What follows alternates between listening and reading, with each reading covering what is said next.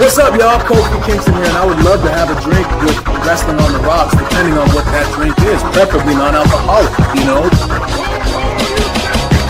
How's it going? I'm the Celtic Warrior, Sheamus.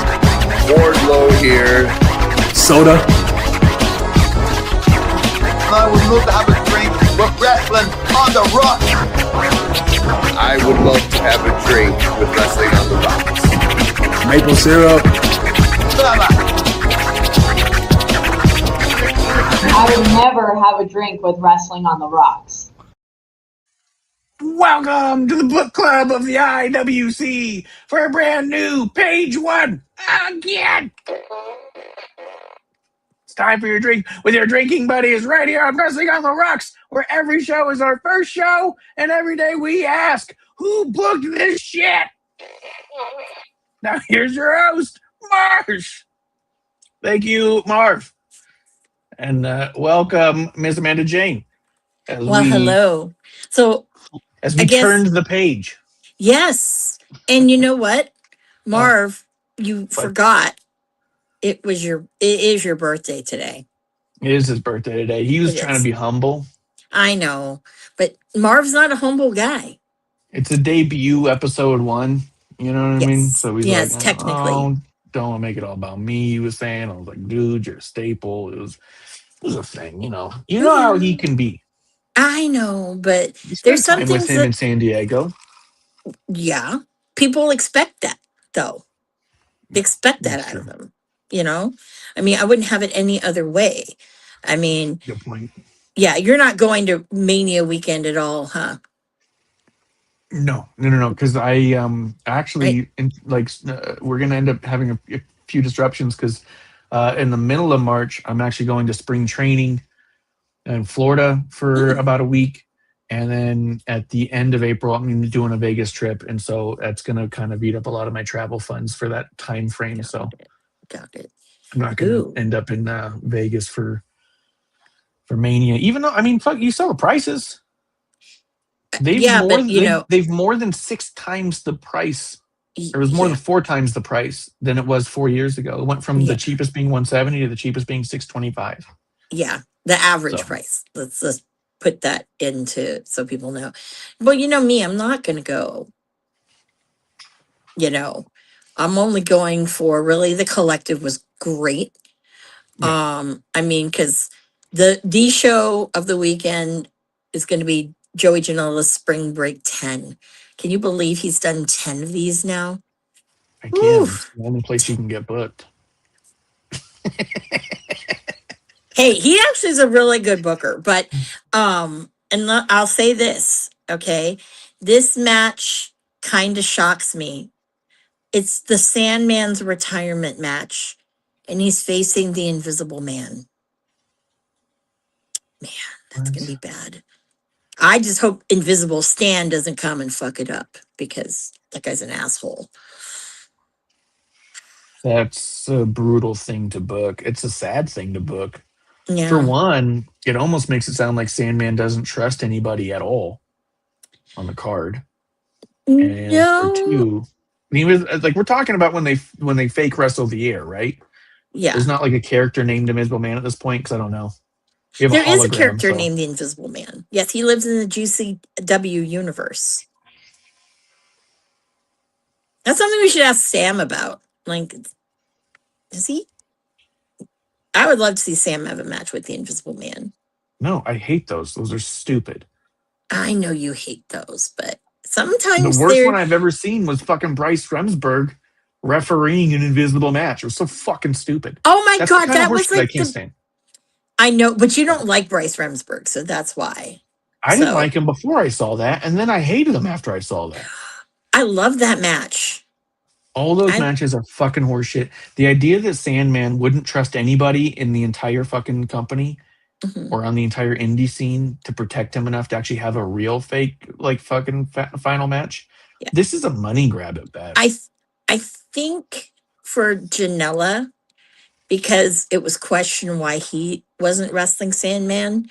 Mm-hmm. And then a lot of people were like, well, he killed Sabu and brought all of that crap back. And I'm like, that's not cool. But it'll be something to watch. I don't know yet if Marty, I haven't actually had a chance to ask Marty if he's going to be doing a show. He had an incredible outing against Moose. Can you believe that he pile drived Moose? Moose is a big dude. Marty is not. So hopefully he is, so I can see him. Hopefully we'll see Flip Gordon out here because he is taking indie bookings. And so I did want to say that since this is a new chapter, are we still asking what's in our glass? Yeah, I mean, you can't read a book without a drink. That is true. That is true. That is very, very true. I'm actually being a plain Jane today, and I have water in these little bottles and my normal can of soda. Coke is the choice. All right, everything's gone wrong. I started messing with these, and now everything's fucked. Episode 1. Yeah. What do you get? Yes, and I'm on my phone, my new phone. You're on your new phone? Yeah, new phone. There we go. A little goldish look. There we go. Yeah, that's kind of cool. There you go. What is this, though? Yeah, that's not bad. I like that a little bit better. Oh, wait. The bubbles I like. I like the bubbles. I like bubbly, too, but I like the bubbles. I'm having a little soda with a little shot of THC in there to help relax my neck. Ooh, very good. Very nice. Very, very nice. It's not enough to make me all fucked up, but it's enough to fucking ease all the pain of having jobs. Gotcha. Yeah. But don't drink too much because then you can't read. So yes, I had to tell people, yes, I can read, but you want to do it in the voice of the kid from The Simpsons. I can read. Okay, what's this? What's his name? I don't know. I haven't watched The Simpsons in forever. Aren't they on season 100 by now? God, I have no idea. But anyways, now that we're drinking, y'all, we're only going to celebrate one birthday this week. Because why? I said so. So, I'm sorry, 2. Sorry, Marv. I meant 2. We already celebrated you. We acknowledged. You are my birthday chief. One's to you. Finger to you. See, look at that. You go, I know, I have to do that. It's in my contract. That's Yeah, what, it's in there. according to Marv. So, anyways, so I would like to raise a glass or a can or whatever you have to someone who's getting old. Actually, he's turning 36. Holy crap. Yes. So I would like to give warm birthday wishes to the absolute one. Goddamn Ricky Stark Saints, whatever you want to call him. This one's for you, dude.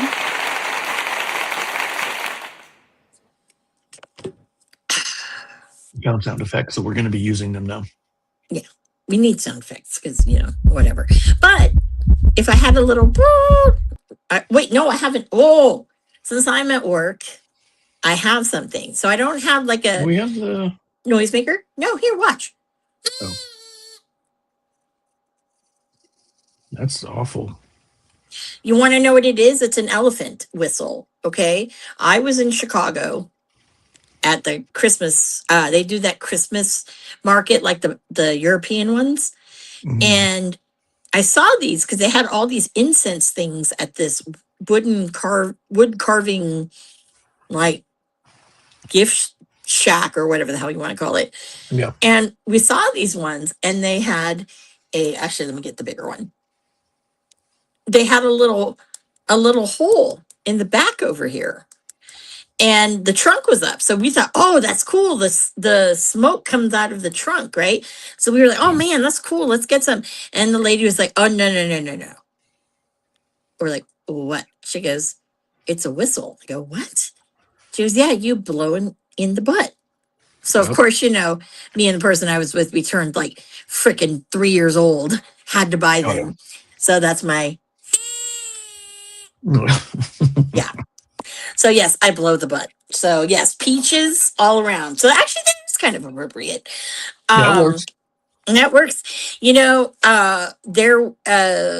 previewed 2 of his basic figures coming out. He's in a 2-pack with the North American Championship with Ethan Page.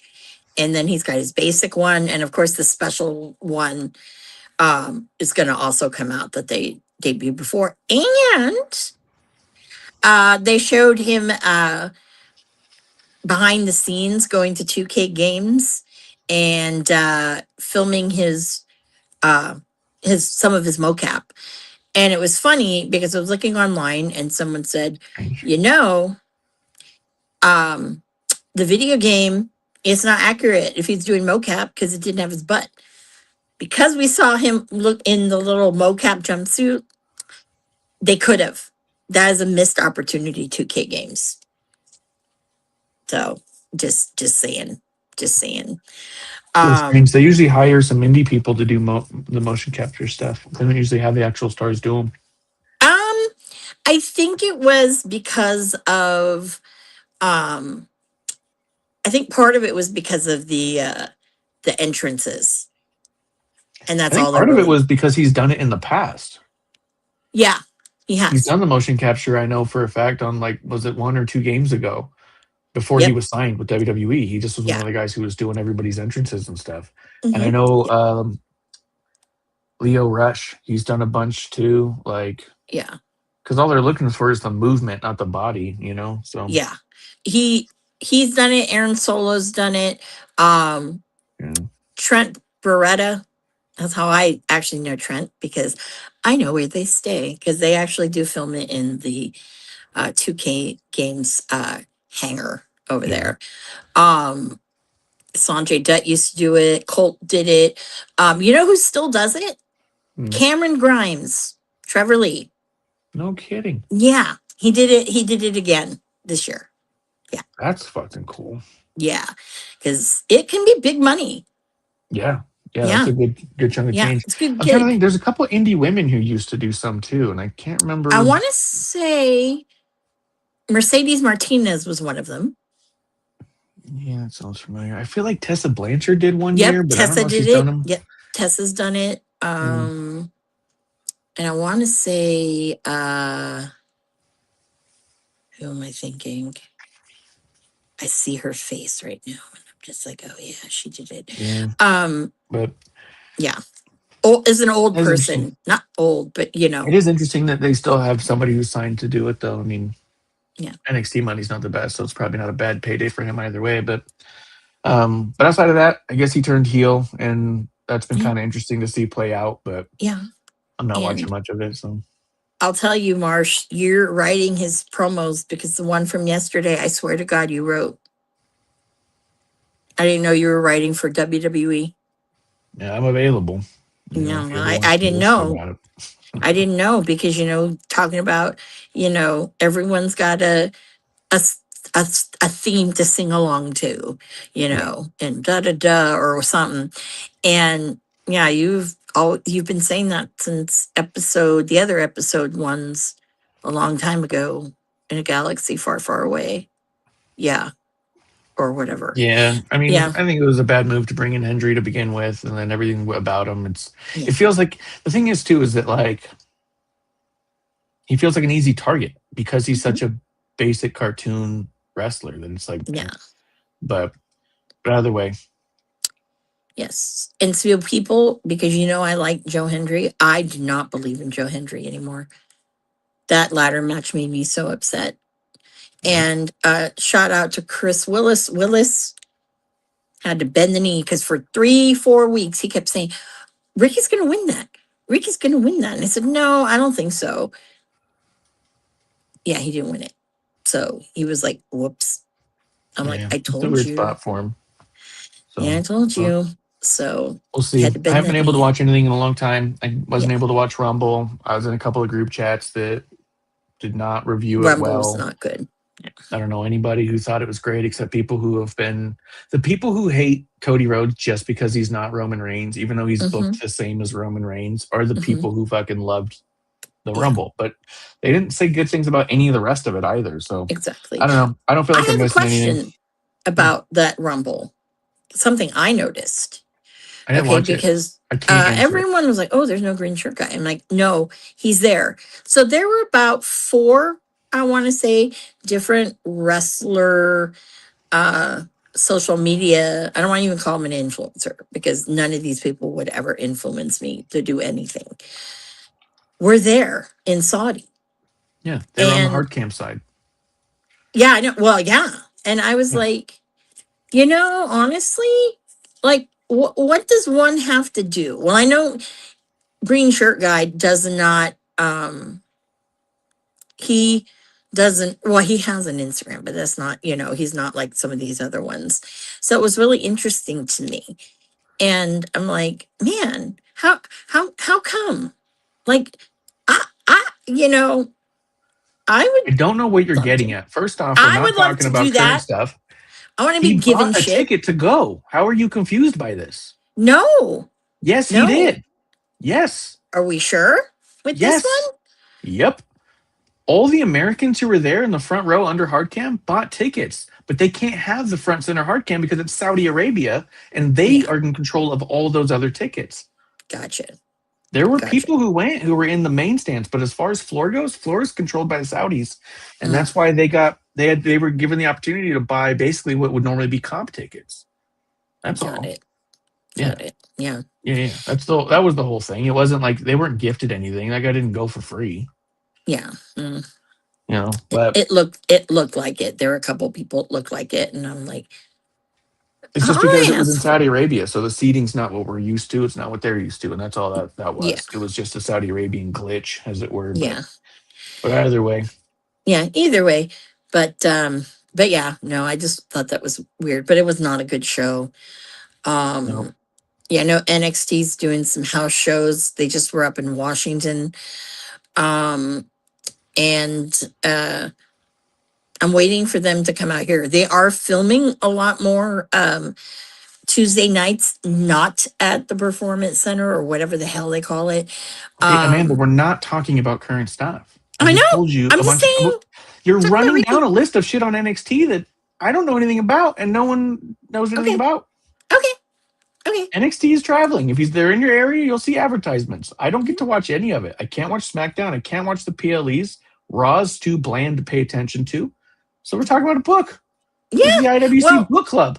Yeah. Well, just so you know, apparently in March, NXT is moving somewhere. I don't know where, but it's going to be more accessible.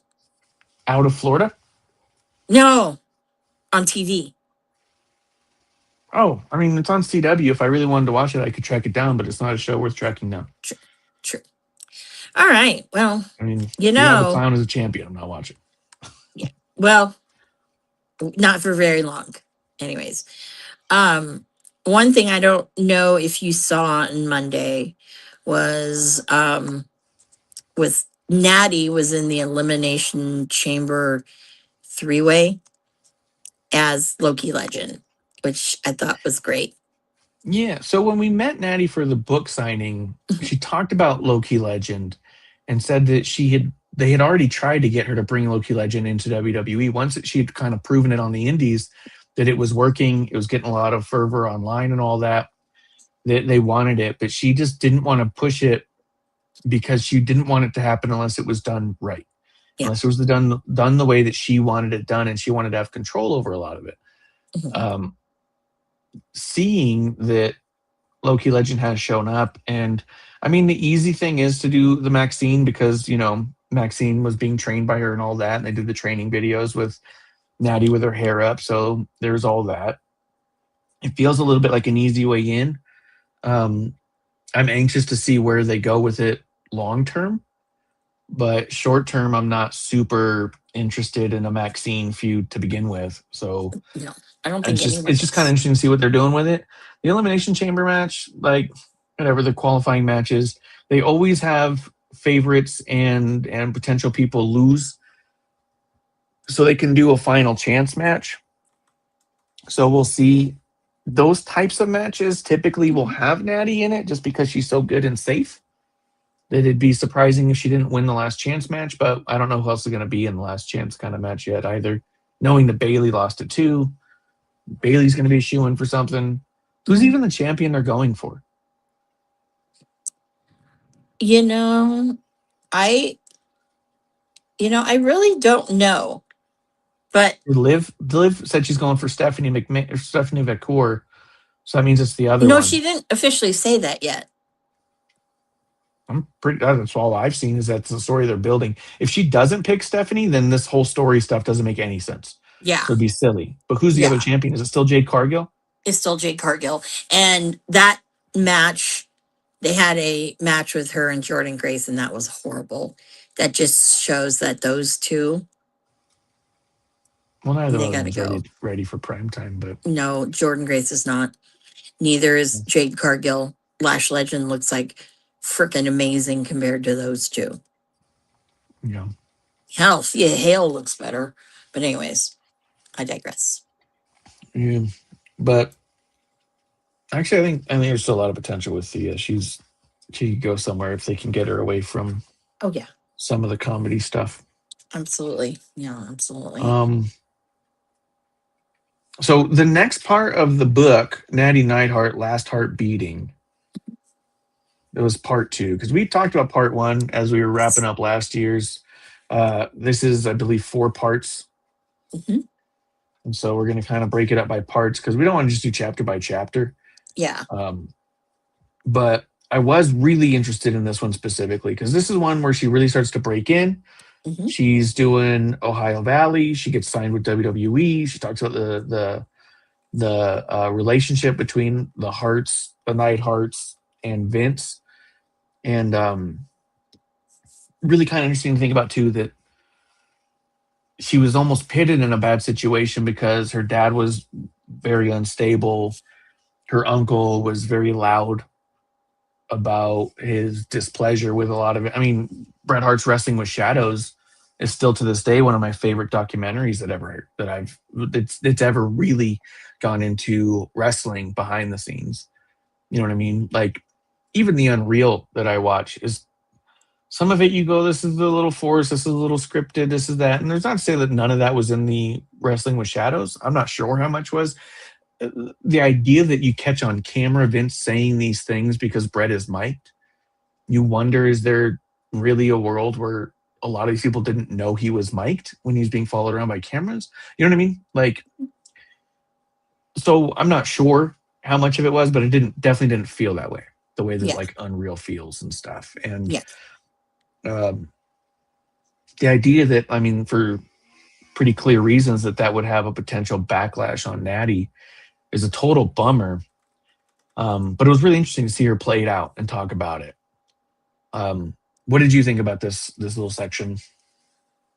I thought it was really, really interesting because I know for me, it kind of puts together a lot of things that I would hear from different wrestlers' experiences who went through like FCW and Mm, things like that. And I think yeah. that, it was really interesting to see. And it was especially the part when she was backstage and Vince was looking at her and she was thinking, oh crap, is it like, does he recognize me because my dad punched him?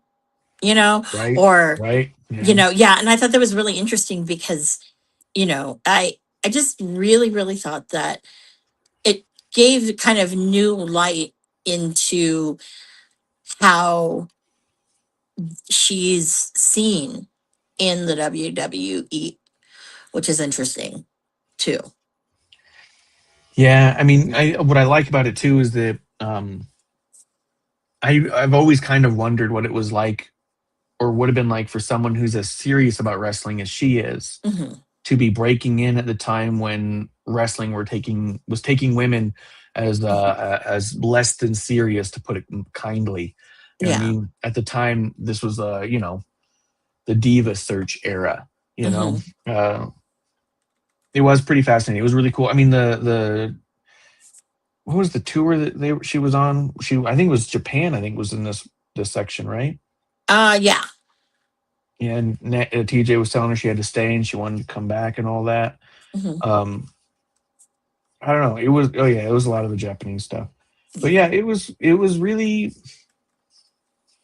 surprising to hear that even then, like Tom Pritchard was like, "You're the kind of women that should be in this company," and on the flip side, being told by like the Laurinaitis, without ever saying Laurinaitis, that they're looking for models and that she's a little stocky. She was a little Yeah. boxy, especially at the time.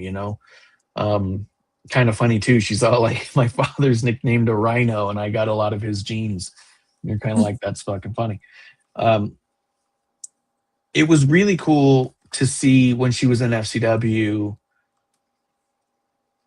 how much the Bellas helped her feel Hmm. confident and comfortable, even in situations where she was not either thing. Hmm. Because I've always wondered about how Natty and Nikki were so close Yeah. because they seemed like such polar opposites of what Hmm. I imagined these talents were going through at the time. Like in my mind, Divas era is built around the Bellas, right? Yeah. That's all they want Absolutely. is the Bellas. Bellas were picked out of a catalog, from what I remember. Hmm. I believe they were like Sears catalog models that Laurinaitis saw and tracked down and said, "Let's Hmm. get them in." Yeah. Um, in my mind, I'm like, "Oh, this is tailor made for them." That would, in my mind, make a frustration for a Natty Yeah. who's trying to get into the nitty gritty of wrestling, Hmm. you know, and who was used to wrestling men and now having to wrestle women who don't know how to wrestle and Hmm. trying to teach them and pull them through it as well. Yeah. It was cool to see her side of this and coming to the realization that she's close with Nikki and Brie because they helped her through all those parts of the Divas era that she wanted no part of. And on the flip side, it was like, we're going to help you with your hair and makeup if you help us take a fucking bump. You know what I mean? Hmm. Yeah, absolutely. And it was interesting to me because when you think of the Bellas in that particular time, right? That was like they just looked awful. But Yeah. to hear Natty say, oh, they really took it seriously, they were like the first in, last out, that kind of thing was interesting to me. And I It was think, kind of a surprise, yeah, but yeah, but yeah. it also was very interesting because it makes you fast forward to Total Divas Mhm. and that whole thing. So it was really interesting because I would have, now that I'm, listened to that, I think I much rather would have seen more of like Natty's friendship with the Bellas. I think that would be a little bit more interesting if I were to go back and really kind of look at it. Oh, just as a rewatch concept. Mm-hmm. I thought that's how they got close. In my That's yeah. that was my assumption that because of Total Divas, that's how they got close. But realistically, I think it was their closeness that brought them to Total Divas. Like I'm kind of excited and anxious for that chapter when it really boils down, because I mean, Total Divas is how Producer Lady even got into wrestling. Yeah. I'd watch wrestling without her, and then I started watching Total Divas, and I was like, you might actually like this because it's not like it's wrestling askew. It's like just a step wrestling adjacent. Mm-hmm. And so she started watching it. Obviously, she falls in love with Trinity and Jay. Of course. Falls in love with Natty. Thinks that they're the best. At the time, that was when Carmella was doing a season. So she's like watching this, and then she sees these entrances of Carmella and Naomi dancing, literally dancing on the ring, like on the way to the ring. And she grew up a dancer, so she was like, you didn't tell me there's dancing in wrestling.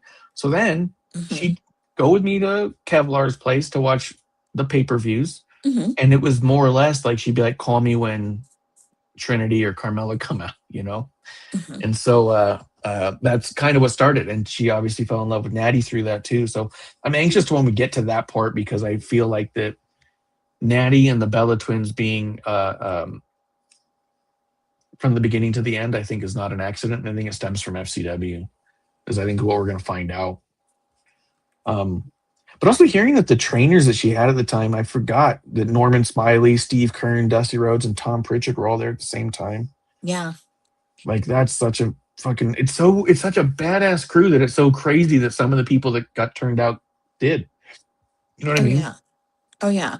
It's weird because that was the true era of what they called Dusty's Kids.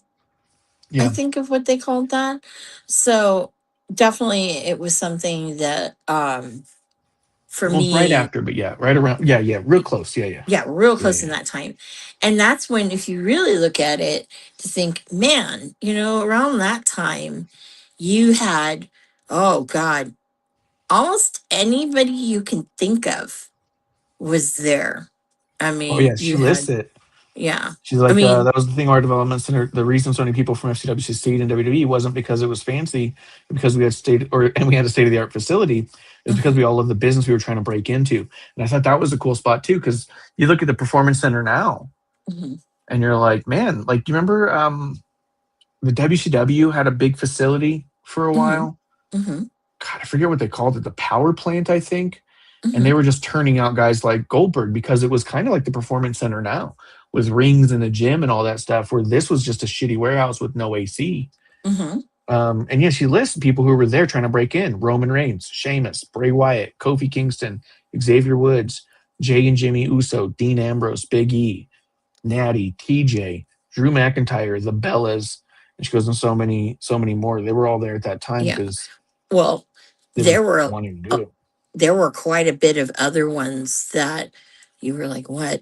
Because one of them, in particular, Fandango, Johnny Curtis, he basically, he was at FCW for the longest time before he ever got pulled up to the main roster. I think he did the whole OVW and things like that. So it was interesting, because if you really think about it, there were a lot of people during that heyday too that were in WWE that you wouldn't think, because I think that's where she and TJ became really good friends with Scotty Goldman, aka Colt Cabana, because he was there at that time too. So for the brief stint that he had. So yeah, it's really interesting to kind of see all of that, or hear all of that, which is cool. Yeah. I think about it. Yeah. 2007, she had her first match. So that's coming up on 20 years. Wow. Really? It's really been that long? 19 years ago in June. Wow. Was her first FCW match. Not her first match in general, her first under the WWE umbrella. Yeah, Interesting. you think about it, and it's like she's been there that long. Wow, that's amazing. That is Yeah. absolutely amazing.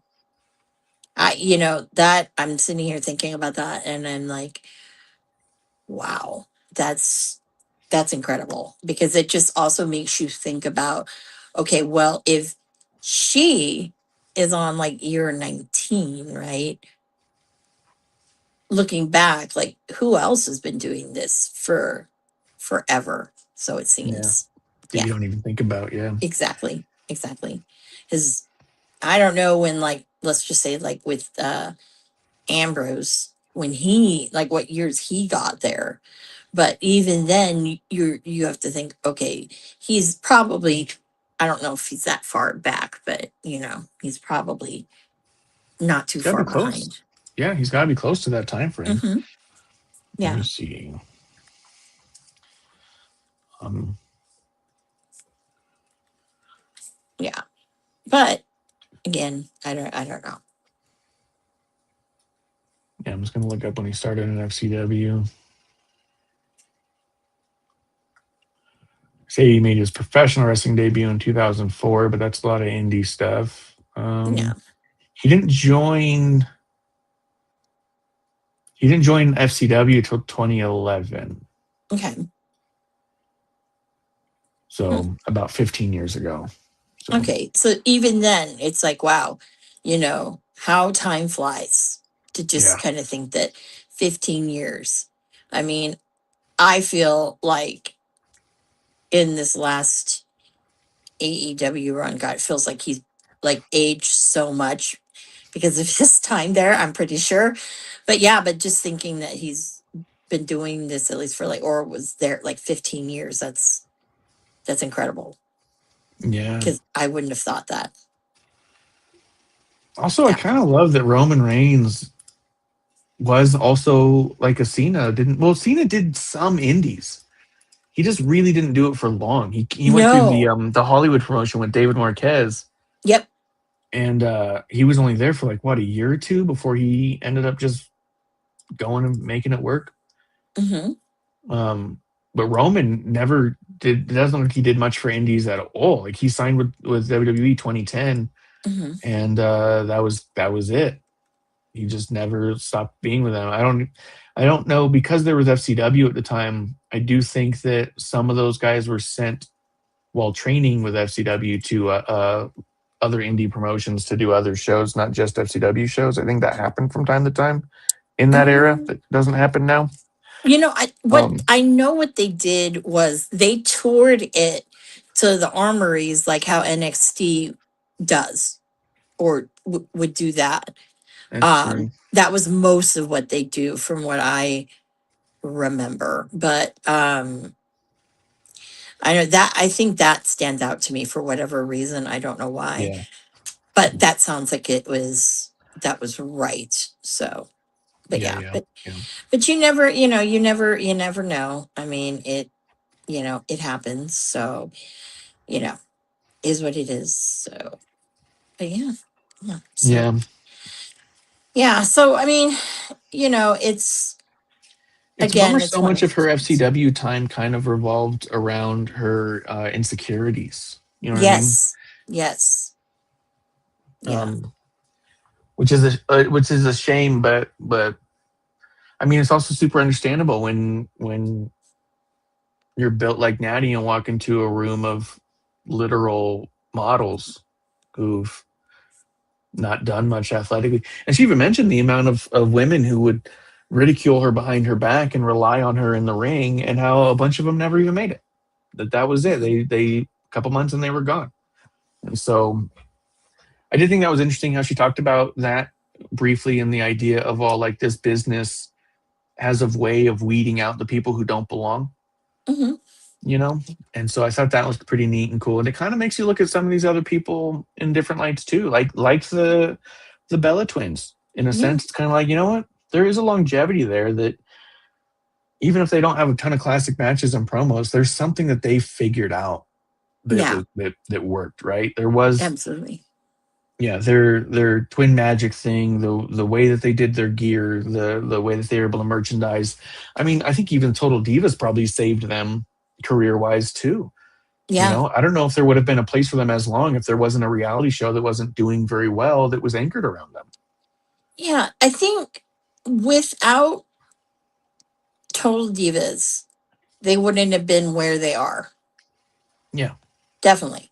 Now, others who are in that, no, I don't think. But it just because we're talking about Natty's insecurities, it feels like almost like Total Divas brought some of that back in. You know what I mean? And Oh, so, that could be.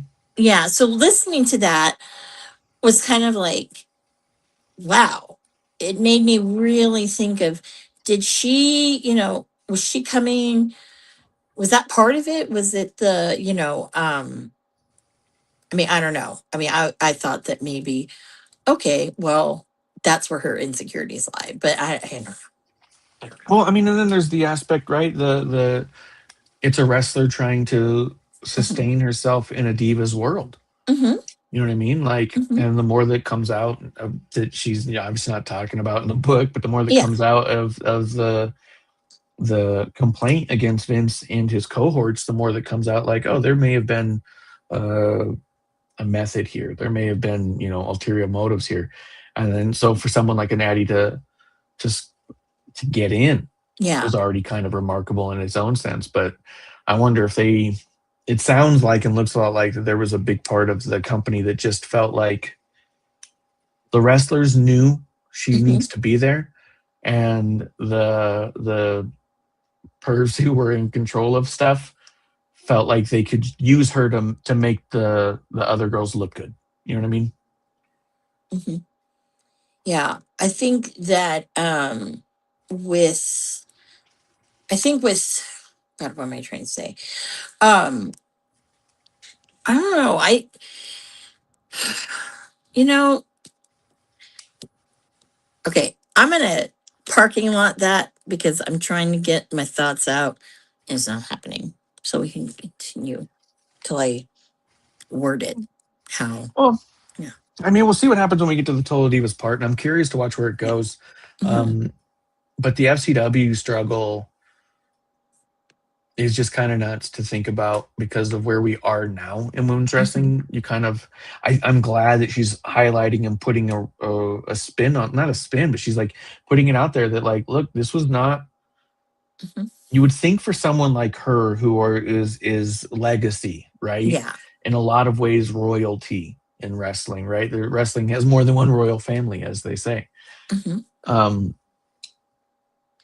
someone who's so good fundamentally in the ring and all, to Yeah. see how hard it was for her to even get looked at a time when you would feel like they desperately needed that kind of a thing. You know what I mean? Mhm. Um, and maybe we'll go and do Medusa's book coming up too, but she Mhm. talks about some of that too, that definitely at the era she was coming in, there was not a lot of women who just were straight up wrestlers. It's why both Natty and Medusa spent so much time in Japan. Yeah. you know I mean, Natty didn't spend like a decade there. I want to say Medusa spent several years there, and I think it sounded like Natty took one or two tours, that it wasn't Mhm. um a massive part of her time frame, but it was a massive part of her development.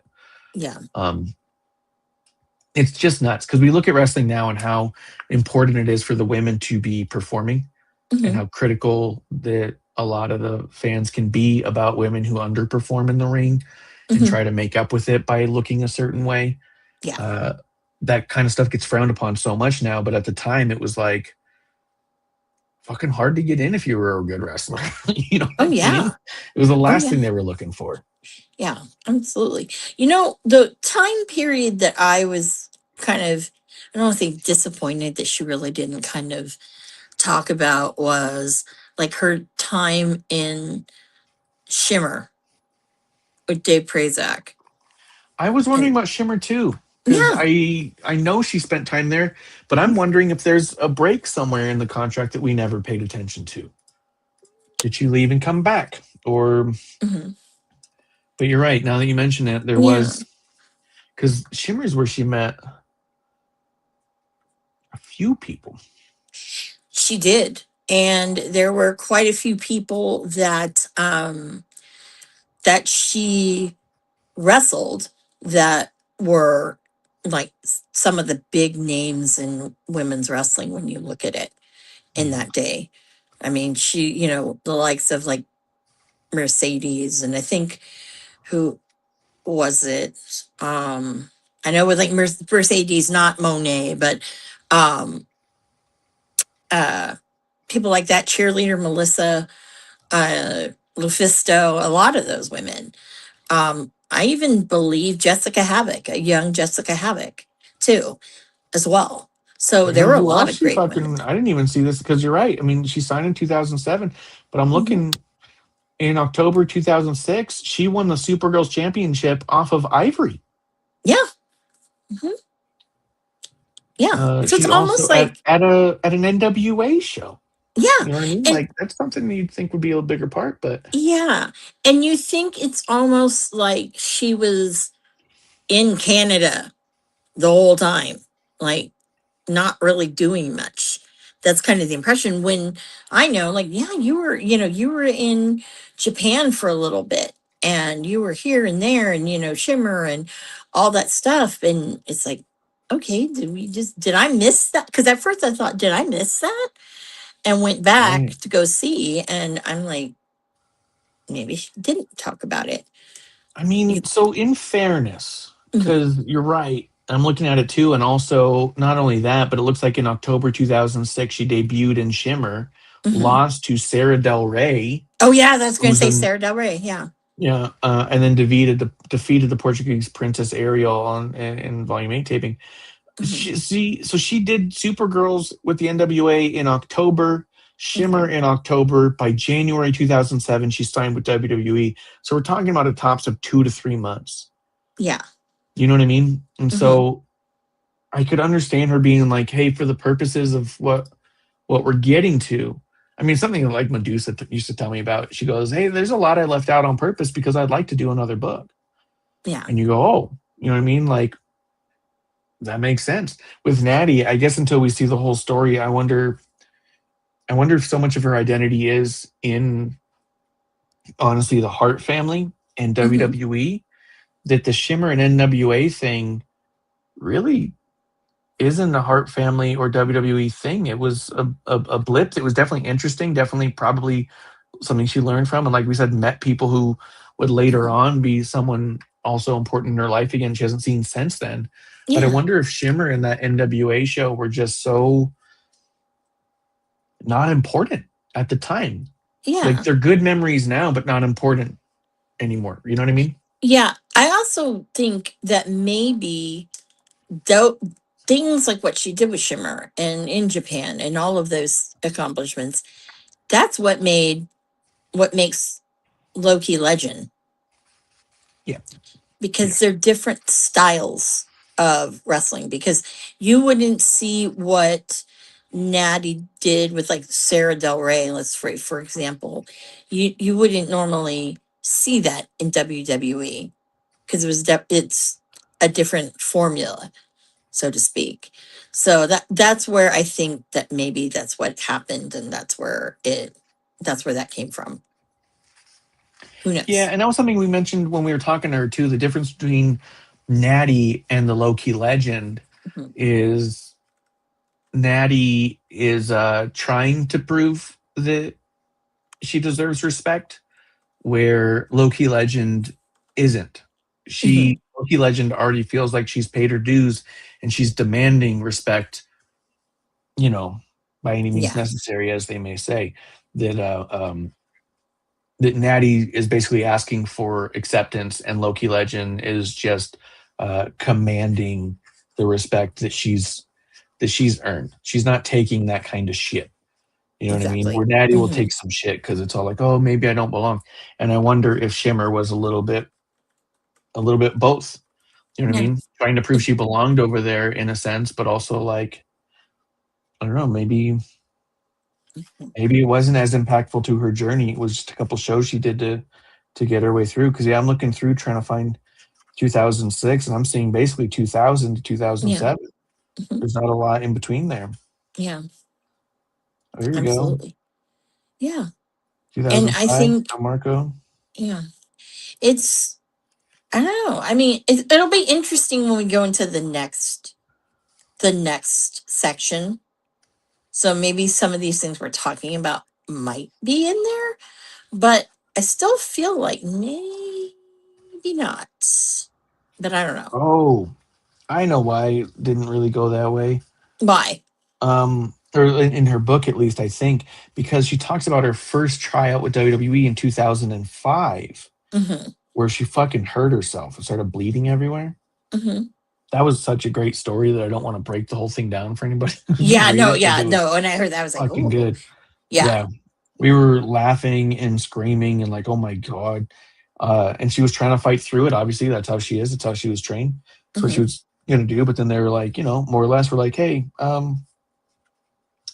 you almost killed yourself. Yeah. So she didn't hear back from them for like a year. So, Exactly. Yeah. um, Yeah. so yeah, it's That's almost fine. like just a paragraph between them, because TJ had gotten the deal, but she had not. Hmm. And it's Yeah, interesting because when she's talking about TJ and with Harry, yeah, um, it almost seems like um they weren't as high on them as what I thought that they were, yeah. I if thought that the makes same thing. sense. Yeah. Me too. That, and I did like how diplomatically she said that Teddy Hart didn't work out. You know what I mean? Because she I more had or to less was laugh. all like, yeah, because they had signed Teddy right away, and he was going to be like the next big thing kind of deal. Yeah. Was that they were super high on Teddy, and then the Mhm. way she was all like, he was hard to control and didn't take direction well or something, Yeah. and ultimately didn't work out. And so it was like the nicest way to say like, hey, he was a little chaotic and a little young, and things got worse over time. Yeah. Um, but yeah, that's what I think that's what it is, because she went from the failed tryout and then a couple paragraphs in the beginning, and then one morning we get the phone call. So I think that the Shimmer and NWA stuff was her just trying to stay busy, trying to figure out how to get back into WWE. I think those were each one of those, I think, was her just trying to prove she's not hurting herself every time she wrestles. Yeah. Because yeah, it looks like once she hit in 2007, that was kind of it, never looked back. Yeah. But yeah, I think she was only doing those shows just to kind of pass the time, you Hmm. know. Yeah, absolutely. Yeah, absolutely. I think that But I feel yeah. like you're right. I feel like there's at least a good story about what it was like to be at Shimmer when it was starting, because that was the whole thing. Yeah. Oh yeah. That's where I'm kind of like, um, I don't want to say I'm bummed, right? Um, but I think that there was a little bit of kind of like, there was more to Natty than just the the dungeon, you know. Yeah, yeah, And if you've looked places, you could easily find a lot of those matches. yeah. Hmm. Yeah. I So, also held the title for 19 days, that Supergirls Championship, and I hmm. wonder if that was the first title she ever held. Good question. That would be a cage match looking at that to see. Yeah, But maybe, because just thinking about the timeline, that sounds about right, I would yeah. think. Everything else she had done would have been much smaller potatoes, kind of things that wouldn't even have had championships for real. You know what I mean? I wonder if the Supergirls was the first one that she held that had any weight to it. But yeah, she had it for basically 2.5 weeks. Hmm. Passed it on to Nikki Matthews, Yeah. Lindsay Miller. I can't tell if she still wrestles or not, but she might. Yeah. Um, and then she did, it looks like, 2 tapings with Shimmer. So, Yeah. and Shimmer was only a year old at the time. So, Yeah. yeah, it So, I would be mean, cool to that's, hear a story or two about just what that was kind of like, yeah. especially as she was trying to break into WWE. That was on the flip side doing the Oh, bikini yeah. shit, Oh, right? yeah. Like, I would Hmm. like to hear that kind of conversation from her, You just came from Shimmer, an all women's promotion, and you just won a title off of Ivory, who would later become a Hall of Famer. Yeah. What was their culture shock there getting into FCW and being like, now you're doing a bikini thing? It wasn't even a match. It was like one of those pose off things. You know what I mean? Yeah. Which is even worse. Like, I'd rather they have a match in bikinis than sit there and make the audience clap for whose body they like more. You know what I mean? Like, that's so much worse. Yeah, that's more degrading. But if you were to have asked me, hey, would you rate someone's like wrestlers' butts? Yeah, sign me up. Yeah. Yeah. Good point. Men or women. Okay. I'm not discriminating against. A great butt is a great butt. Good set of peaches. Yeah, that's a good point. Yep, that's all I know. But also the other thing that I thought was very interesting was her talk about gear and how she didn't. The Bellas helped her find someone to take care to get gear for her done. So it's really interesting to me, and I'm always curious about with wrestlers and gear, how that comes about sometimes, especially when you're first starting. Yeah, there's a lot of people who make gear, but there's also a lot of people who've ripped people off. I know quite a few people. And I think that that's when I kind of there's certain things that I kind of question, and I think that that's one thing that I'm always really curious about, and especially like I think if Cody were to ever, I won't even say Cody. The one person who I would love to see write a book is Miss Sandra, the seamstress, because she's done a lot of things for people, and there's special things that she does with some of the garments for the different people. Yeah. Which I've heard stories about, and I'm just kind of curious. I know I've been asked to commission to do gear, but I can't sew. So I can I can get you a concept, but I can't sew. And there was a while we used to see that online back when the IWC was actually a hot thing that actually seemed to impact, or the talent seemed to even want to interact with. We've gotten so far from the talent being accessible through that shit now because it's become such a cesspool. Yeah. That no one wants to deal with that. Yeah, that no one wants to do it. But we used to see for a little bit there that, people would fan art concepts for gear for some of these people, and they would then go have it made. Sometimes they would pay them, sometimes they wouldn't, depending on who and all that stuff. But and Chelsea Green just said something on a podcast too, that she never wears the same gear twice. Yep. Which is kind of nuts, because that's like a lot of fucking work. Especially because her Ruka stuff was working on her gear. Bianca makes her gear. There's a guy in Japan, and it's a shame because I haven't seen him post a lot of gear. Soy Takata, and he has made these just beautiful sets of gear for people like Kenny Omega is one. I think he also did some I know he did Marty Skrull's, and I know there were quite a few people, but they were so elaborate and just the craftsmanship with it. And I haven't seen his name float around or his pictures of his gear in a while. I will say this. There are some people that I think need to do a little bit of a better job with fit. But I think that's in general, though. Yeah, I think that was one of the things. Before we stopped being able to watch most of it, that was something that producer lady used to point out a lot. The amount of talent whose stuff doesn't really fit right. She'd be like, that gear needs to be better. Like, that gear doesn't fit them right. That gear's about to fall off, and then it kind of does. And you're like, I think gear is an interesting concept to begin with. I think the Sasha's ex would also be another one who could write a pretty interesting book about gear, because it seems like such a weird bubble. Yeah. Right? Yeah. And it's interesting because I didn't realize that, oh God, because now I can't even, his new name, I'm like, that's a way departure. But Powerhouse Hobbs, like Hobbs, Will Hobbs. He, her ex-husband does his singlets. I did not know that. Oh, that would make sense. Yeah. Yeah, that was very, very interesting. So that I know definitely was not. It was kind of weird. Oh yeah, the other one that Soy Takeda did too is he does Jeff Cobb's singlets. Mm. Mm-hmm. Before or now? Or both. Pretty much from when he signed his deal with Suplex. Yeah.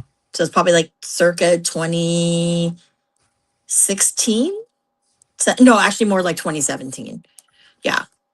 And he probably still does it because a lot of those people do stay consistent. Once they find something they like on it, they typically will stay consistent. Absolutely, absolutely. Which there's the guy who does Ricky's trunks ill fitting.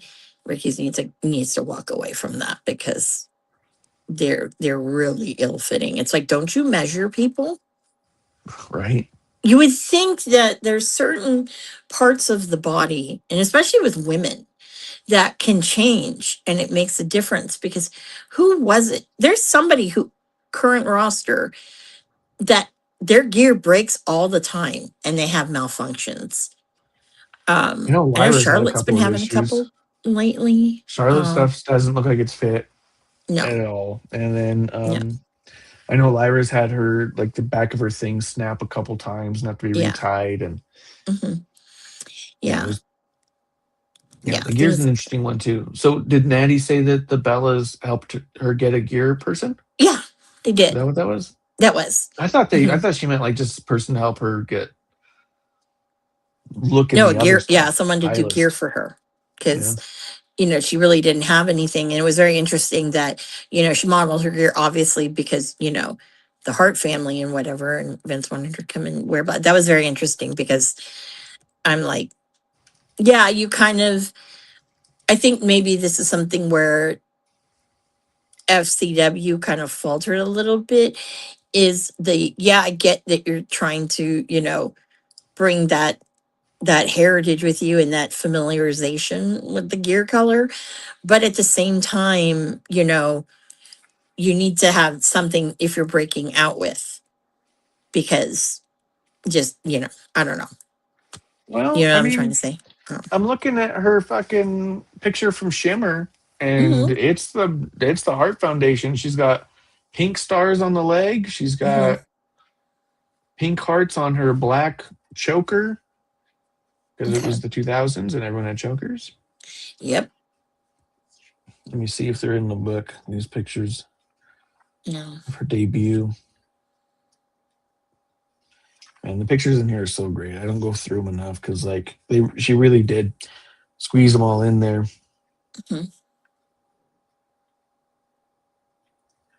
Yeah, it was before she was signed with WWE. In 2005, there's a picture of her in that same Shimmer gear. Yeah. But I will say that I love the Loki Legend gear. It's sick.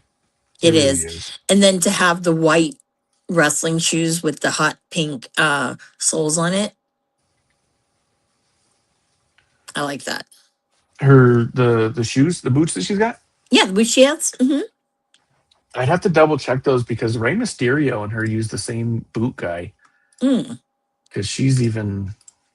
God damn it. Well, with that one, she's using the short boot. Yeah. So it's a little bit of a different look, so to speak. Yeah.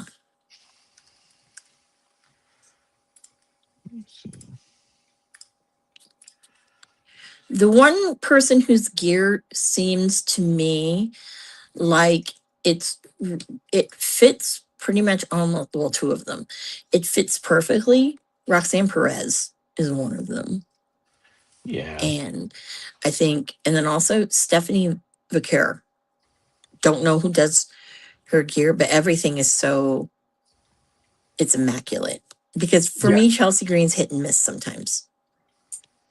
Yeah, sometimes I don't care about it. Sometimes it's fine. Sometimes, but it is just interesting that she's got different ones all the time. I know Stephanie McCord, she had that same... She has to be using the same person she had on the Indies because she had the same fucking gear when I saw her. The same kind of look and the velvet and all that. But I remember when I first saw her in New Japan. I was like, my first thought was like, damn, she looks pro, dude. Mm-hmm. Where a lot Yeah. of them you see on the indies and you go like, oh yeah, they'll find a gear person eventually. You know what I mean? Yeah. They've kind of changed her theme, and I don't think that's gone over well with Natties? people. No, Stephanie Vicker. Natty, it's Really? great to. I love her Loki Legend theme. Have you heard it I don't know. I'll have when to. she does her entrance? Did she have an entrance this week on Oh Rocks? yeah. Oh yeah. All right, I'll go find it. Yeah. Because then you hear Corey like really kind of explaining that and talking that up, which Okay, I cool, thought cool, cool. which is really cool. Yeah, I'll watch that one then. I heard Natty Yeah. was in a match. I didn't even realize it was Loki Legend was in a match. Yes, Loki Legend was in a match, and it was that triple threat. So you got to see more of that technical wrestling on the women's side. And I didn't realize that Bailey and um Asuka too. That's gonna be good. yeah, Bailey and Oscar, yeah, that was a very good match. Probably the best thing that I saw on that show. Yeah.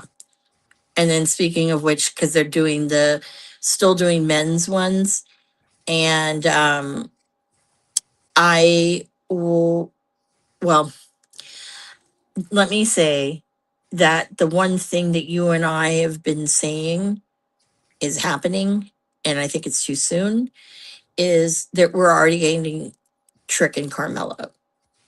Oh yeah, I saw somewhere that they were already starting to do a thing, and I saw some people on my group chats being like, "Oh, that's a pretty safe bet. It's going to be great." This and that. And I was like, "No, that's bad No, news. That's going to no, drag but them both down." he's really taken off because I'll tell you, a lot of other things with he's not even around. They're chanting "Whoop that trick," Yeah, that's and going to be a problem for him. yeah, Long it's term, gonna I think be it's going to be a huge problem. yeah.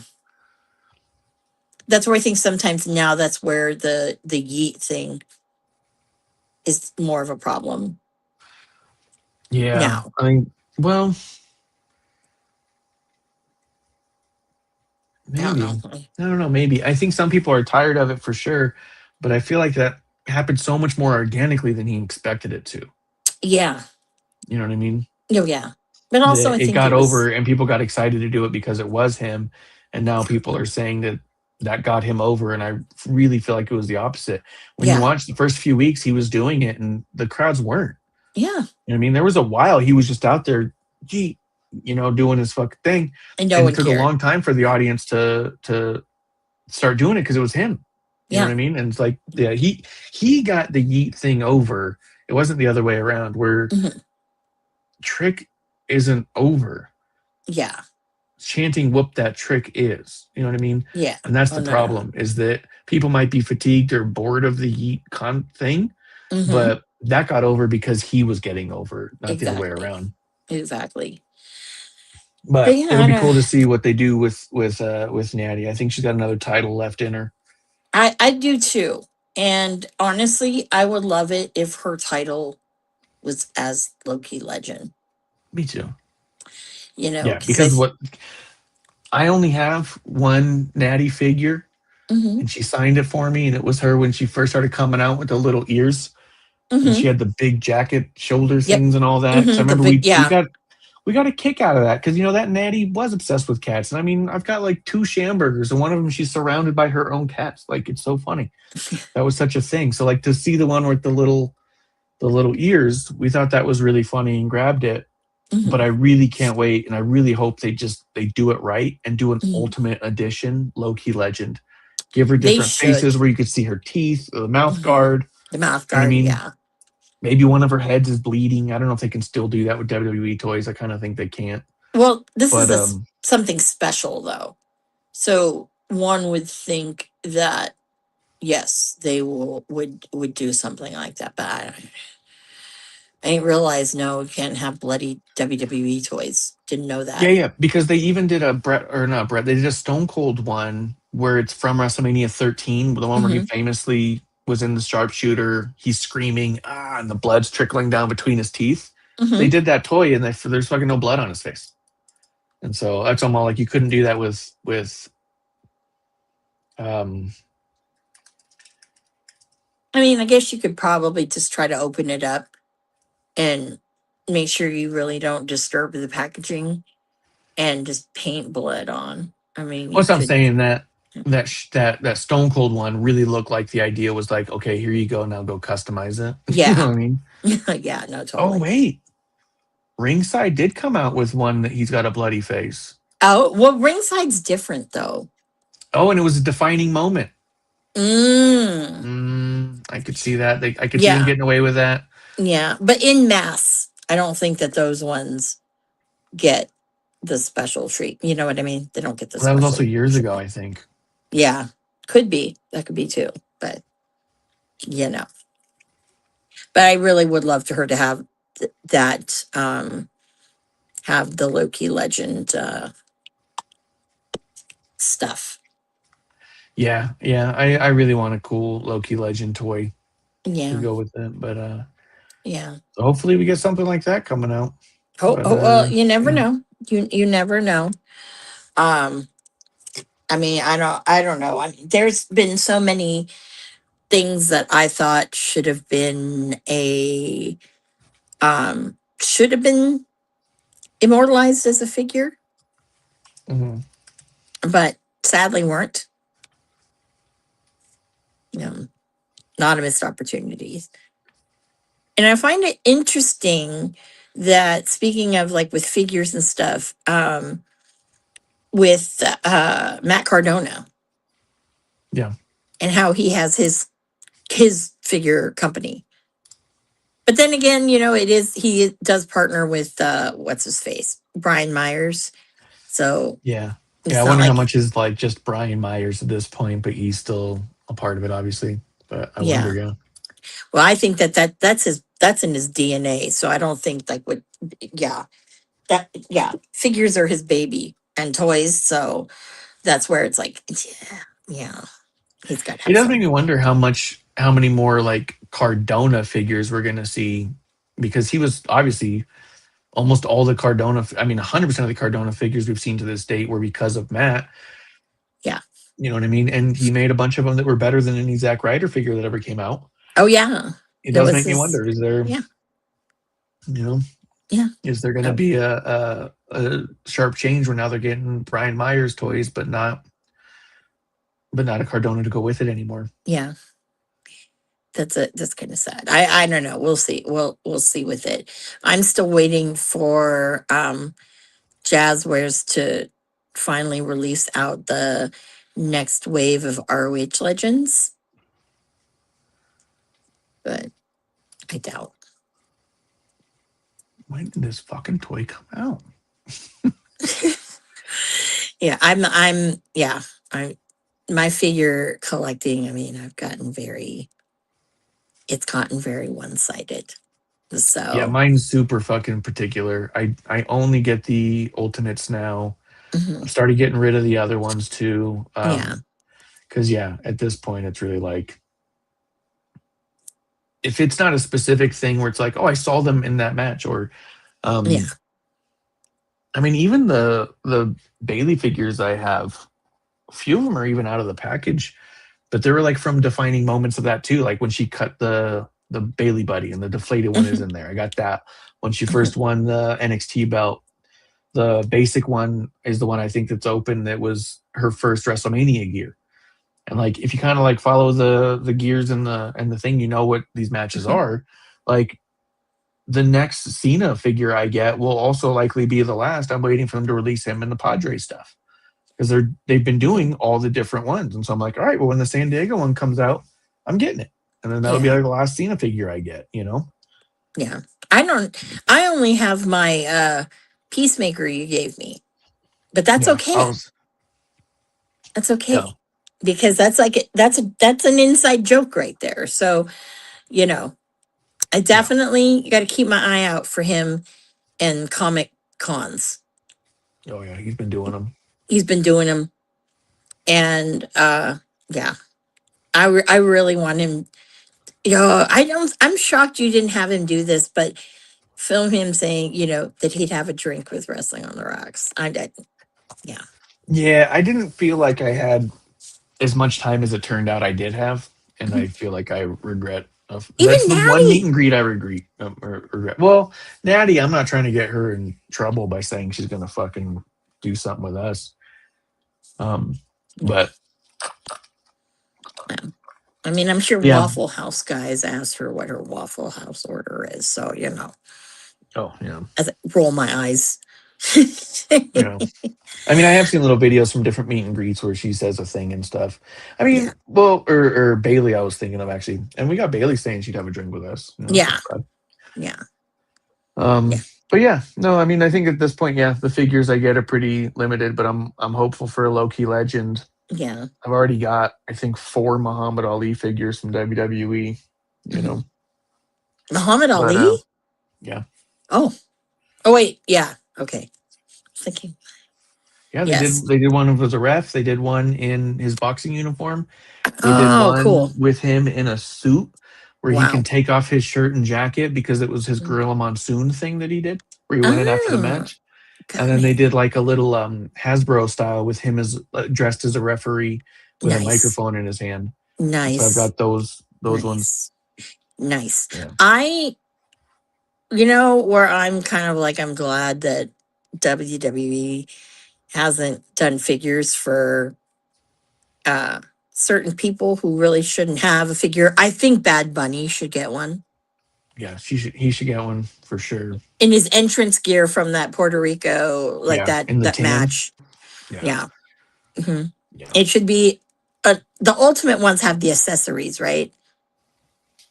I mean, they all can have an accessory. The ultimate ones just have more articulation and typically they'll have like 2 or 3 heads and extra hands and all that shit. Yeah. Where the other figures might, like the Natty one, came with a different set of hands Mhm. and the ears that can come off. Yeah. The jacket comes off. I think I got a Paige figure from fucking 15 years ago, and she's got 2 of the belts with her. So they come with Yeah. accessories, just not always.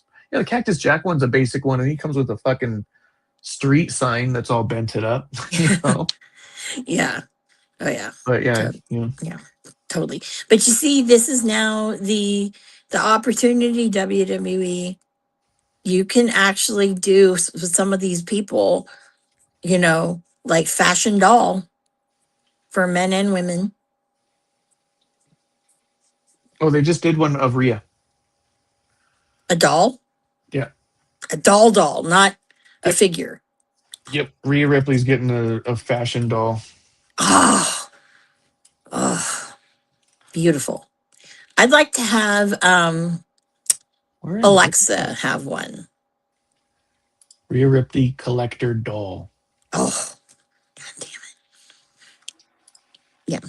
I need that you know what they should have done is they should have had a collector doll of John Cena with the different retirement shirts in the box. Yeah, it's 11 inches. Is her hair fucking plastic? No, it looks like Barbie hair. Yeah, I'll send it to you. That's basically a Rhea Ripley Barbie. Nice. Yeah. It would be great if you can even have what would be fun is if you had a Natty that had the Natalia head and then you can switch it off. You know what I mean? Yeah. Oh, this doll is great.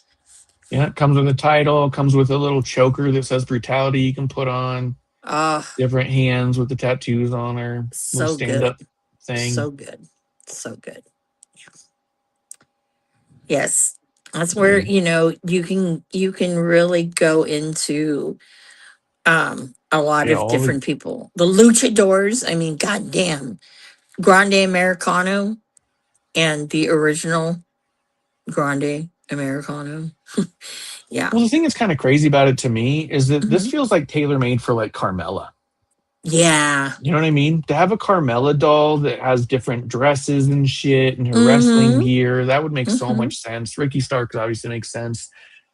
Charlotte John would make Cena. sense. Charlotte would make sense with different, like you get the different things. Like it feels like there could be a line there that would make sense. Stephanie with her stuff. I would not actually, what would be cool is Naomi and some of her iterations, like some of the, with all the caution stuff or, the different types of looks. Yeah. Bianca would be cute because of the hair. Yeah. And Bianca's Being had a able to ton of braid it pretty and iconic unbraid looks it. too. Yeah. So Yeah. I don't but know. I just think these things up. But definitely Natty would be cool as Loki Legend. And I think it would also be kind of cool if I think she would be a great person to have one of the dolls and some of those classic like um Heart Dynasty like gear. I think that would be kind of yeah. cool. Yeah, No, yeah. that'd be kind of cool. Mhm. Yeah, I think she did it once a long time ago after her dad passed, but the old yeah. Heart Foundation jacket with the Mm-hmm. upside down triangle, Yep. like Yeah. that kind of thing. But Yeah. yeah. Yeah. Yeah. I'm anxious for the next two parts. We're halfway through the book. Mm-hmm. She just barely basically got into the door and was at her first TV taping and Mm-hmm. where we left off. And so Yeah. I'm stoked to see where it goes from there because I am too. I mean we're halfway through the book and we just said we're at 20 years ago. Yeah. So is she gonna squeeze 20 years into two parts? Like I don't know about that. Right? Like so I'm curious what she does focus on because like I said, with Medusa, she wants to write a second book. I don't know if Natty wants to write another book or not. You know what I mean? That's a But very good maybe she question. could, you know? I Or think she maybe could. it leaves up room. I think that she'd be awesome for a podcast. You know what I mean? Her just Yeah. telling stories, the old Conrad style that doesn't really work for Conrad anymore. But, Mm-hmm. just even if she did it for like 1 year, just let me tell all these stories that were left out of the book. Here's what it was like at Shimmer. Here's, a whole episode on Shimmer, a whole Mm-hmm. episode on her NWA thing. You know what I Mm-hmm. mean? Like, and then seeing what she cuts out from here, Yeah. Oh, that would be like, great. Because even because she told a few podcasts. stories of FCW, but she was there for a while. So I got to imagine Yeah. there's more stuff going on. Yeah. Even podcasts are one of those things, the wrestling podcasts. I know we're always talking about, oh, everything's gone downhill. And I will readily admit that when Cabana got out of the game, I Yeah. stopped listening to them. To be honest, I listened to the archives because there's some great shit in the archives. I mean, Natty, when he did Natty, oh, Yeah. that's a great one. And, I think that it's bland because, again, you're getting a bunch of people bitching about whatever. And, I'm over that kind of stuff. So, but it would be cool to actually see someone like a Natty with like her stories and things like that. I think that would be just absolutely excellent. I think another person who would be great at kind of just like with stories or different, thoughts would be Killer Cross. I think Cross would be amazing Oh, he's to, got cool stories. yeah. He's someone I've thought for a long time would be awesome to lock into just telling stories that he wasn't afraid to tell, right? Because there's Oh some yeah, stuff where you got to absolutely. figure that it's got to be a little bit like, well, I don't know Fuck if I it. should go into that, but Yeah. he's But been on the he's indies for so long. He became like top of the indies. He gets mhm, into a super indie mainstream NXT in a yep, time when the indies were starting to looking towards die. that.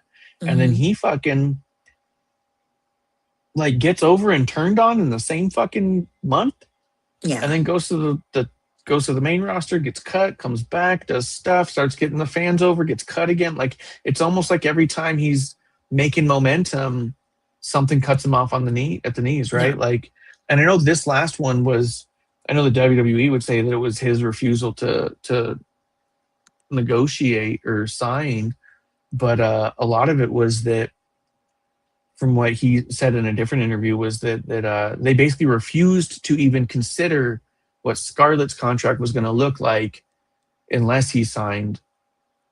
And so it was one of those things where it's all like, why does her deal have to do with my deal? Yeah. But I mean, I get it. They were a package, they were a unit, but there was something along the lines of the way they were talking about her contract, Hmm. and his numbers. That was the other thing, is that they had a number and he disputed it by saying, but I'm doing this much business for you guys. Shouldn't that equate to this number? And they would not negotiate or explain to him how they got to that figure. Yeah. So I also wonder if they were going to give him less. And he was like, but I'm worth more. You know what I mean? So Yeah. it just seems like there's always something taking him over for no reason, Yeah. Yeah. But what I like about it, and hopefully I know we'll eventually get to his book, but which I'm really excited about, is, he was somebody that he made a lot of opportunities happen. Yeah. And he wasn't shy about letting people know that too. Oh yeah. So yeah. So Yeah. it's one of the things I admire about him. Absolutely. Yeah. Yeah. I think he's awesome. I'm excited. Yes. I think he might be the book to do after this one. I think so. But He might be. And I mean, there's so many others that, I'm interested in diving into and not. And so, yeah. So this is exciting. I really can't wait for this next part.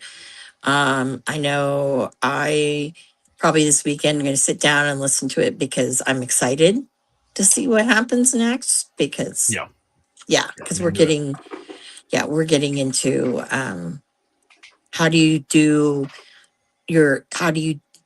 basically sum up a career like what she's had. yeah, to be halfway through and be 20 years away from where we're at is like, okay. Mm-hmm. Yeah. And I wonder if some of the downs, she talks about some of the down moments, because there was a lot, like, it's like, why is she her farting gimmick? That was awful, I know. just stuff I like really want to that. hear what she says about that, because she may be the only wrestler in WWE history to ever have a storyline built around farts. I think maybe. And how weird is that for it to be a woman, let alone her? Yeah, that's embarrassing. It's like there's other people who I would think would probably be a better fit for that. Oh, there's a lot more flatulent people. Yeah. Yeah. You can tell by the look of them. Yes. Yes, absolutely. Gosh. So this has been great. But speaking of flatulence, and I don't know if you were aware of this. I think I retweeted it to you. I think I tagged you in it. So Dude Wipes is now an official sponsor. And their main guy is Dominic. Yeah. They just released like a Dominic, I believe they just released a t-shirt with Dominic that says Dude Wipes on it. Well, here's my thing. This is a great market. I just hope that people use them. So like when we went to Survivor Series, they should have some of these things. I swear to God, if they don't have this at Mania, missed opportunity at the WWE World, at the events. If they don't have someone, but they should have Dude Wipes there, either handing them out or selling them, or even hand them out. I know I still have them somewhere, but they released WWE hand wipes during the pandemic. Mm-hmm. Sanitary wipes, like not even baby wipes, but just like they were kind of like baby wipes, but they were hand wipes. Mm-hmm. And I got like 1 or 2 packs of the Bailey one because I was like, "Fuck yeah, Bailey hand wipes!" Like I still have it somewhere, but like, if they did that with like Dominic on it or something, don't be a dirty Dom. Yeah, well, I think that I'm hoping that this will spark in people's minds, because whoever decided this was brilliant, first of all. That actually people will now say, you know what? The wrestling company is telling you now that you stink. Yeah, and they should, because they do. Yeah. But also, Dude Wipes has been a sponsor of theirs for over a year. Because I remember we talked about it. There was one of the women's matches that was specifically, it was like I want to say it was Mania this past year. That was specifically sponsored by Dude Wipes. And I was like, why did they have to sponsor the women's match? I know it was a little annoying. Yeah. Didn't make sense. Don't. Yeah. Like, but then there's stinkier people here. Yeah. But then for 21, when they had the cinnamon toast crunch thing. Oh yeah. That was amazing. Yeah. Yeah. I thought it was great. Yes. Oh, and I think it turned out that one of those cinnamon toast crunch, I think, was Sol Ruca. Yeah. One of the ones that was dancing on the side. Mm-hmm. Yeah. So that's cool. I think I heard that and I was like, hey, interesting. But yeah, so Dude Wipes, guys, remember, wash your shirts, shower if you can't. Dude Wipes are not a shower substitution. They're an It could be. enhancer. They could be. No, because if you're training people that that's the way to shower, no. And I, as someone who brings body mist into a show, because if there's somebody smelly, I'll spray it. Yeah, no. Please no. Please no. And I will say this, all 3 NXT PLEs I went to last year, there was always someone smelly. Oh yeah. I couldn't take it. I couldn't take it. One of them, I was just like spraying myself, and they're like, well, that's kind of rude. I go, well, you not bathing is rude. No. I was spraying myself. I wasn't spraying the air, because I could have sprayed the air, but I did not. Yeah. Mhm. Stackhouse just had a big match in GCW this past Yes. weekend. Yes. Which he did not come out on top. He is doing what he can to get that title off of Atticus. But also, just a quick update, more or less. Someone took his shirt that he wore to the ring, and he's trying to track it down because it's a sentimental one. I do believe it's the one with him and his daughter on it. Oh. It's not a typical wrestling shirt, if I remember correctly. Was it in LA? It was the one in Phoenix. Oh, in Phoenix. And, okay. Yeah, and someone took it, which is also ironic because last time I saw him in Phoenix, whoever was doing ring crew there also took his shirt and threw it somewhere, and he couldn't find it, and I ultimately found it and gave it back to him, and he was all like, "Oh my God, thank you so much." I mean, he's a big dude. He can't just grab a new shirt the way that everyone else does. You know what I mean? So his shirts he carries with him and takes care of and all that. And so if anybody at all knows who has it, get it back to him, dude. Like, he's already offered he'll give them merch and sign stuff and whatever, but like that particular shirt, he wants don't back. do that. That's wrong, guys. That is so wrong. Please don't do it. I don't know. Too is I actually know the guy who owns the ring and set it up. Maybe I'll reach out to him too and be like, say, hey, you know if you happen to, did you see it? Stackhouse's shirt. Because it's like, come on, guys. Do not, like, when ring gear or whatever ends up coming like your way, that's not for you to keep. You gotta give it back. Yeah. Unless someone's like, they purposely, when they're throwing it way far away, that, okay, that's fine. If they're throwing it to you in the crowd, or if it's on the ring apron or under there, they're trying to save it ultimately. And even if it just seems like it's been left there, it's best to take it back to the person and give them the opportunity to say you can have it, or whether they want it back, right? Because either they need it back or you can get it signed. You know what I mean? Like that. Let's be real. Yeah, because they appreciate that, especially when a lot of these guys were on the indies, because they ain't making money. Hot dog and a handshake, maybe $50. And then the only other shout out, and then we'll do last call, is Notorious Mimi is getting another shot at WWE. She's getting her tryout, another one, which I remember we said we thought she had a lot of potential last time she got through NXT and then got cut randomly. So hopefully she's able to do her redemption arc like she wants. Fallen Gray and Brittany Brooks both also have tryouts. So yes. And I believe, speaking of tryouts, Starboy Charlie of out in the West Coast over here, he had a tryout, and I believe he's being ID'd. Oh, I could see that. I could see them following him around a little bit, being like, yeah. One thing I do hope, I joked with him when I saw him 2 weeks ago. I went to a show.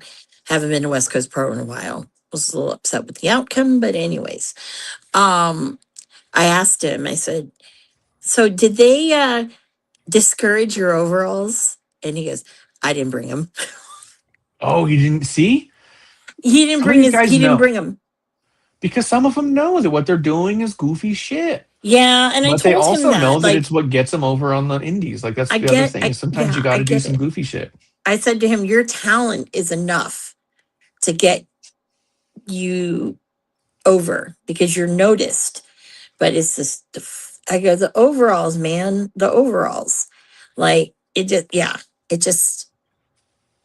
go. And he goes, I know you're not a fan of the overalls. No, Even told your mom the first time, like, what are you thinking? Like, what is your son thinking? Jesus Christ. Yeah. Yeah. Well, we'll see how that all pans out, and we'll see how the rest Yeah. of the So book I goes. think Brittany Brooks, if they don't do anything with Brittany Brooks, that's a crime. Brittany and Fallen both Yeah.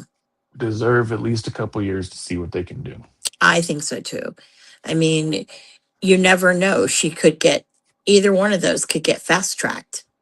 Yeah. And really, move up and, have got some, because they both have really good potential. And I think that right now, yes, there's some great women in NXT, but once they're gone, what is there? So, Yeah. yeah. So we'll see. We'll see. And then we'll see how long before we're able to come back, because, sometimes it takes us a while to get through these books as life Yeah. But continues this on and all that. one, the last two sections, though, I think because we're getting into some of the nitty gritty of what is now and what has been for, the last, like, I'll just say, um, those last few years of, like, for me, I think that WWE really kind of, I mean, it's always been, it's always there, but I really think that in the 2000, well, the 20, I want to say like the 20, when they started really doing raping the indies, like just right before, I think that that's when WWE was really kind of peaking ish, because that's when you got, which, like, the horsewomen went up to the main roster and those kinds of things. I think that that was, Well, that was all around 2015. So we're yeah, about 7 years 2015. removed from that. Yeah. 8 years removed from that. So it'll be Yeah. interesting to see, because, yeah, that is a window of time where it was not looking good Yeah. for the women. So we'll Yeah. see how that kind of pans together. And then the introduction of I also wonder what it was like being on the main roster, being Natty and the Bellas and Paige, and then hearing the rumblings about the Four Horsewomen and shit. You know what I mean? Like, Yeah. it was also, I want to say, one of the first things that the network even, which network, I think it was 2010. No, it was later than that. But then one of the first things the network aired was NXT Arrival, and that had the fatal four-way between the Four Horsewomen. And I wonder what some of that was too. And then that was also around the time that once Charlotte was in NXT, now Natty went down there. Was that partly Natty's idea or not? Because Natty wanted to have the match with Charlotte where Rick and Brett were on the corner. So there's a lot of good shit coming. So we'll see what they do for it. And Oh yeah, absolutely. Absolutely. And I am there for it. I hope she talks about teaming with Tamina. we'll see. That's what I'm saying. We Yeah. don't know what she's going to leave out at this point. Yeah. So Because I thought they were great. They were a great team, and to have two people whose fathers were, a women's version of Legacy, I thought that was cool. So it was neat. And it was, I believe, Natty's first time being able to hold the tag title. yeah. So that had to mean something to her. Mm-hmm. So we'll see. We'll see where we're at when we come back around, and we'll catch the next page. But that's last call. Cheers. Producer Lady here. Thanks for tuning in. Continue to support and buy us a drink by putting the I in subscribe and reviewing our podcast. And cheers.